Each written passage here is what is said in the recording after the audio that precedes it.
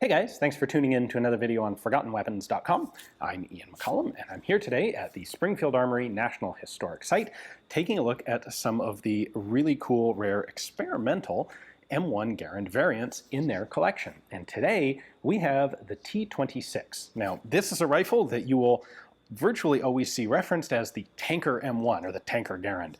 It actually has nothing to do with tanks. That's post-war stuff. We'll talk about that at the end of the video. This was actually developed for fighting in the Pacific Theater, and it was conceptualized specifically by the Pacific Warfare Board of the U.S. Army. Now, this was done sometime in 1944, probably, and at that same time, Springfield Armory was already working on the M1E5, the official formal shortened carbine version of the M1 Garand. And I have a previous video on the M1E5, which you should check out, because it's interesting. The two projects basically happened simultaneously, but independently. We don't know for sure, but the M1E5 wasn't widely publicized. It's not like Springfield was sending updates about its R&D research out to organizations like the Pacific Warfare Board. So when they came up with the idea of a shortened M1, they probably did so independently. The idea here, by the way, was not for paratroopers like the M1E5. The idea here was a rifle with more terminal capability in jungle brush than the M1 carbine. Everyone loved the M1 carbine. It was short, it was light, it was handy. Theoretically, a really good gun for tight, confined jungle fighting. The problem was it was seen as not having enough brush cutting capability, which is to say the bullets would deflect off of tree branches and shrubs and leaves and that sort of thing. Really the exact same arguments we hear in the 5.56 versus 308 debate even to this day. But the idea was, well, what if we just take an M1 Garand in 30-06 that'll blow through anything vegetation related, and we'll just cut it down and make it as handy as an M1 carbine. So a couple of these, well, in fact, 150 of these were ordered to be manufactured by the 6th Infantry Division in the Philippines. The Pacific Warfare Board specifically went and told the guys in the Philippines, hey, make 150 of these things so that we can try them out. And we don't know if they made all 150, but they made at least a couple because they sent 2 of them back to Washington for official testing. And this is one of those 2 guns. They come here to Springfield Armory, and this is a kind of worn gun, and so Springfield decides, well, if we're going to test this to see if it's any good, we ought to just build a brand new one so we know everything, all the parts are to spec and it's not worn out. So they built a single T26 exactly to this specification, and then went ahead and did some trials on it. Now, before we talk about what happened in those trials, let's take a closer look at this because it varies a bit from what you will commonly see sold as commercial M1 tankers. Sorry for the interruption, just want to say that today's video is brought to you by Headstamp Publishing, with an extensive catalog of books on all sorts of interesting and esoteric small arms, everything from World War II small arms to Imperial Japanese swords to the earliest of revolvers and Cold War battle rifles. There is something at Headstamp for every firearms enthusiast. Check it out, links in the description text below. All right, so here is your T26. Essentially everything from here back on the rifle is totally standard and original. The barrel has been shortened to 18 inches. That is 6 inches shorter than the original standard M1, went from 24 inches down to 18. The gas port has been moved back exactly the same amount, so all the hardware at the front is also the same. This, like the gas tube here is the same, just everything moved back. Now, one distinct feature of the real T26, as opposed to the commercial shortened M1s, is the use of actually a 1903 Springfield front band here. The original M1s have a unique band on the back of the front handguard that interfaces with a metal cap on the front of the stock to lock the two together. On the T26, they didn't do that. So, in fact, I'll just show you. Disassembly, of course, is exactly the same as a regular M1. Just pull the fire control group out.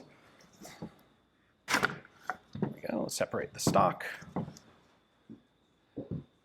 And you can see on this stock, there's no metal end cap, just the wood. And we have that 1903 barrel band on there. So the stock does notch into that, locks into that in place, but not quite as elegantly as the metal end cap on the standard M1. Then the rest of this is totally standard. Nothing different about the action. No specific markings, or rather no unique markings. This is just a generic M1 rifle in the 2.2 million serial range that was field converted in the Philippines and shipped back for evaluation. As compared to John Garand's paratrooper version with a folding stock, the fixed stock on this really does make it a very comfortable, very handy rifle to shoot. But that doesn't necessarily mean that it's actually suitable for military service. So let's talk about what actually happened when this was evaluated. Testing of the T26 took place in July of 1945 at the Aberdeen Proving Grounds.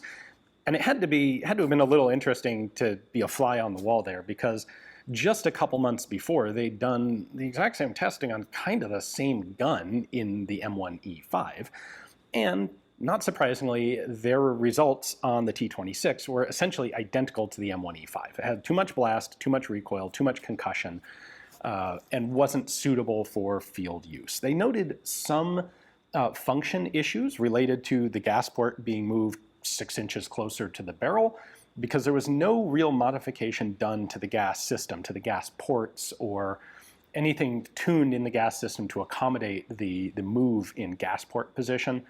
You kind of don't need to on an M1. These shortened M1s work pretty well, but if you got them into serious military reliability testing, like the sort of thing that Aberdeen would potentially do, you would definitely see it'd be a little subpar. At any rate, I'm sure the guys at Aberdeen were like, hey, we just did this. Shocking. The same gun with the same barrel length, the same idea, has the same results. Who knew?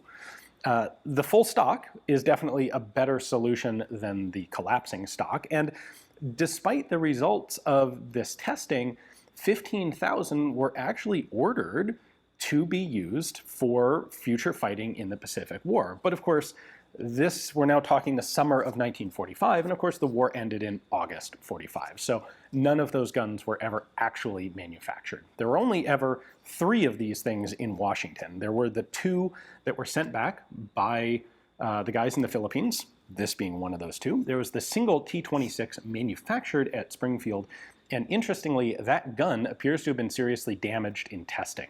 It's not clear how, but the final trials report on this concept didn't actually use the T26.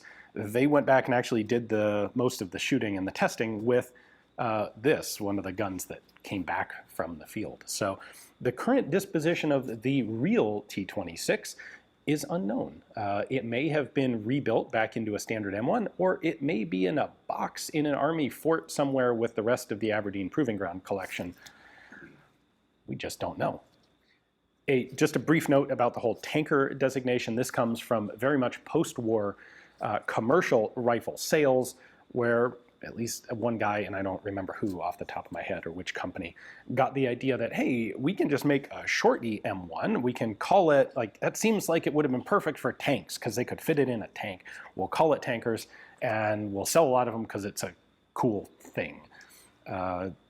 It never had any basis in reality. They were never used in tanks. They were never issued. I think people today have a bit better understanding that this was an experimental system only, and the ones that you will find for sale are commercial recreations or commercial fantasy guns, frankly. Now, that's not to say they aren't cool guns. I have one myself, and I really like it. It's in .308 instead of .06. I've got an Ultimac rail on it and a long eye relief scope, and it's a pretty cool gun. But be under no illusion that it's not a real military gun. It's a commercially shortened M1 because it seemed like a neat idea. And in military service, these were never actually accepted, put into use, manufactured, anything like that.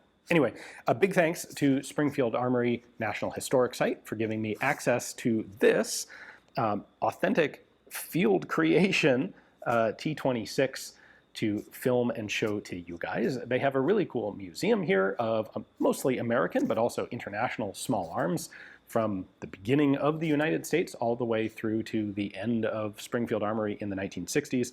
definitely worth your time to check out. In fact, this rifle is going to be on display when you come here and visit, along with the M1E5 folding stock paratrooper M1 Garand carbine. So it's in Springfield, Massachusetts. Definitely stop by if you find yourself in the area. Hopefully you enjoyed the video. Thanks for watching.